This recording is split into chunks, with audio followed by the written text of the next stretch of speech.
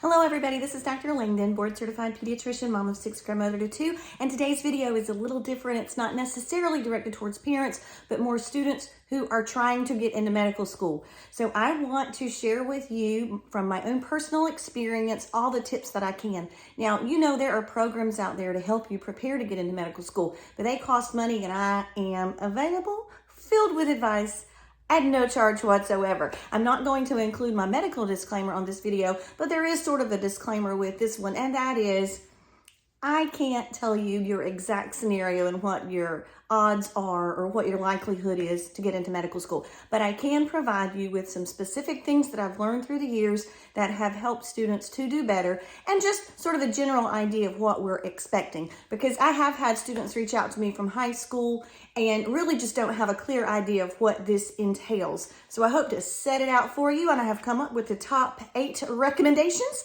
to help you get into medical school if that's something you want to do. So these are going to be in order. Number 1 is, for the love of all that's holy, make sure this is what you want to do with your life. So there are a lot of different ways to do that.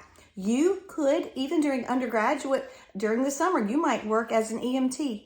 You might work as a CMA. You might work as a medical scribe. You may just decide to shadow some physicians to verify that this is what you want to spend your life doing. You need to make sure you want to do it because you want to serve people. This career of being a physician is not about being wealthy or about having a good lifestyle or about having good hours. Lord knows, a lot of times those things don't happen, particularly in pediatrics, but in many other fields as well. So we need to make sure your motives are pure. We need to know that you know what you are getting into. And for crying out loud, please, if you are going to shadow a professional, someone that you hope to emulate, please do a good job doing that. I had a student at one point, and and understand when you're shadowing, you're not actually doing anything to the patients. You're not taking the history. You're not writing the note.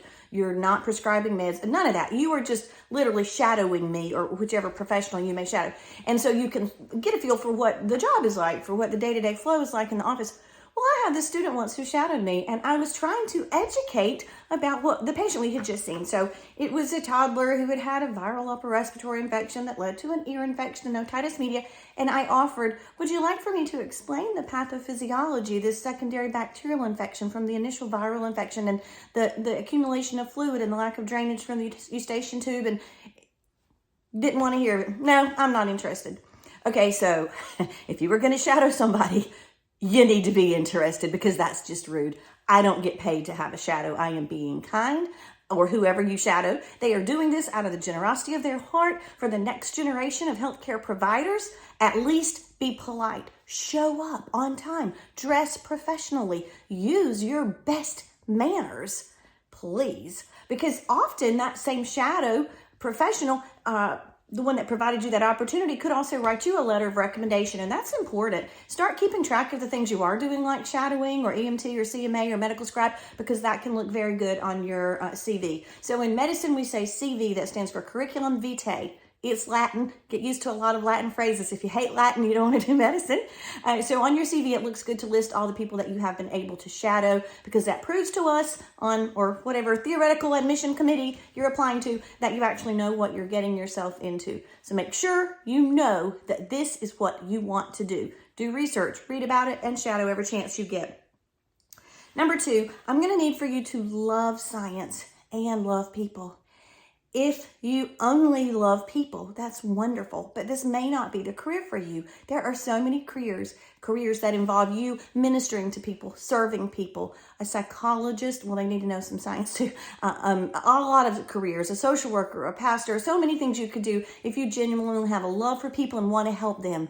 Let's do those careers. It's fantastic. But if you are going to get into medical school and thrive at medical school, you need to love science as well. So you need to balance that love of science and love of people. That's number 2. Number 3, if I were interviewing you for medical school, I will be looking at your science GPA.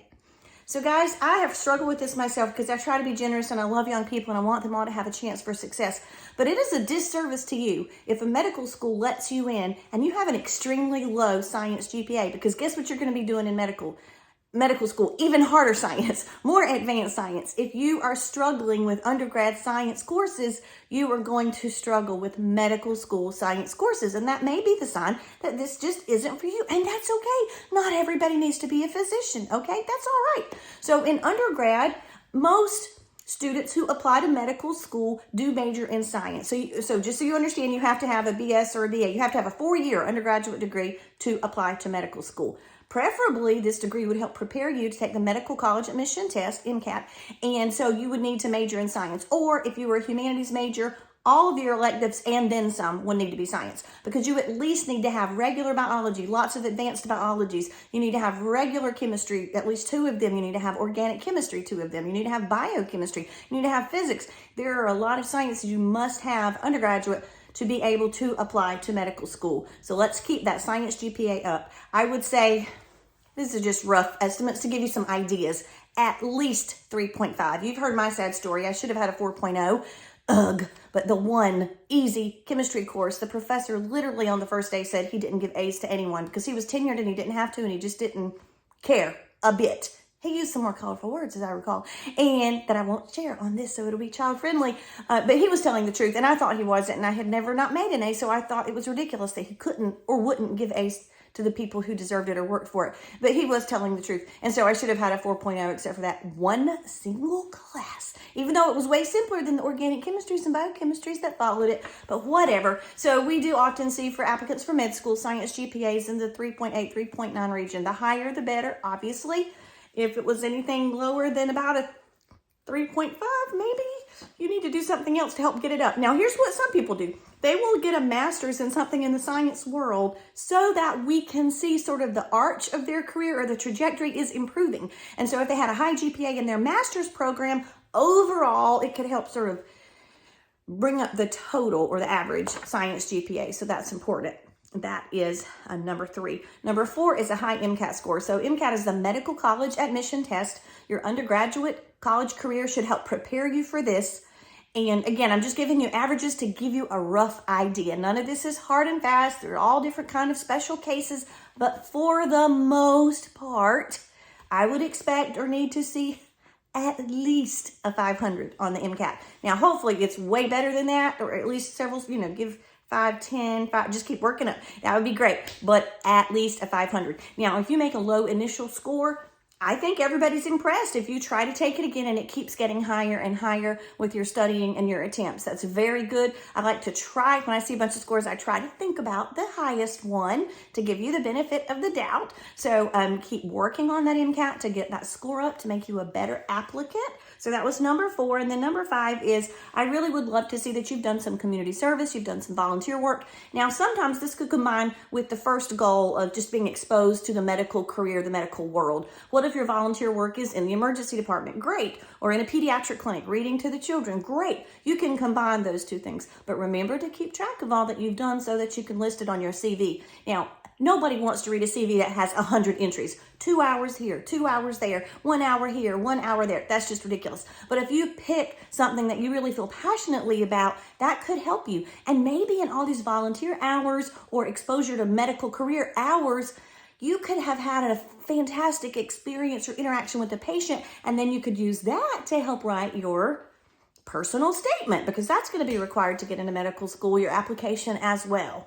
Then, so community volunteer service was number 5, and number 6 is demonstrated leadership. If you have the opportunity to be a coach, if you have the opportunity to be in charge of a charity, a fundraiser, if you have the opportunity to be the president of the undergrad pre-med club, or whatever you are in, if you can be an officer, write that down, remember it, and do a good job being that. Don't just do it to put it on your CV. Do it because it does give you real life practice, experience, and maturity for what is to come down your pathway. So demonstrated leadership looks excellent on your CV.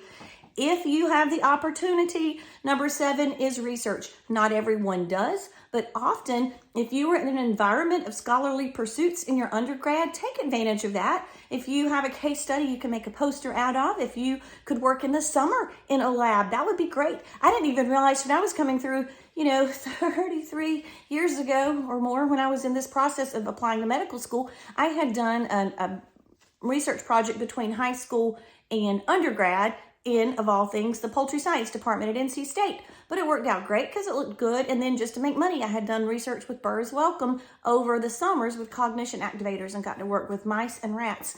I should really make a story on that for you guys sometimes. It was crazy, but it looks good. It looks good to have had experience with research to get into medical school. And then my final tip, number 8, this sounds insanely obvious, but I gotta say it, guys.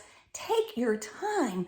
Use some sort of software that can check for misspellings and typos and grammatical errors. Let someone else read over your CV and your personal statement.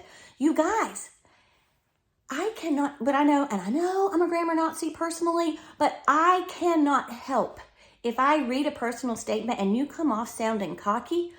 That does not sit well with me. I need you to sound genuine. Now, I don't want you to say exactly the same thing everybody else says. Everybody needs basically to say, I want to go into medicine because I want to help people. Yes, but give me more than that. Give me some examples, some scenarios, some reasons. What drives you? What motivates you? Who are you as a human? Help me to know you better when I finish reading your personal statement. Shouldn't sound like everybody's, but it certainly shouldn't sound like, I will be a great asset to your school because I know just about everything. No, I don't want to even meet you, much less let you into a medical school. That sounds very dangerous. You should know at this point in your life that you know almost nothing. And there's tremendous amounts to be known. And the more you learn, the more you realize how little we know. The further we go in medicine, the more we know that we don't know everything. And so if you come off cocky, it's not going to sit well. If I see typos and grammatical errors, it is not going to look good.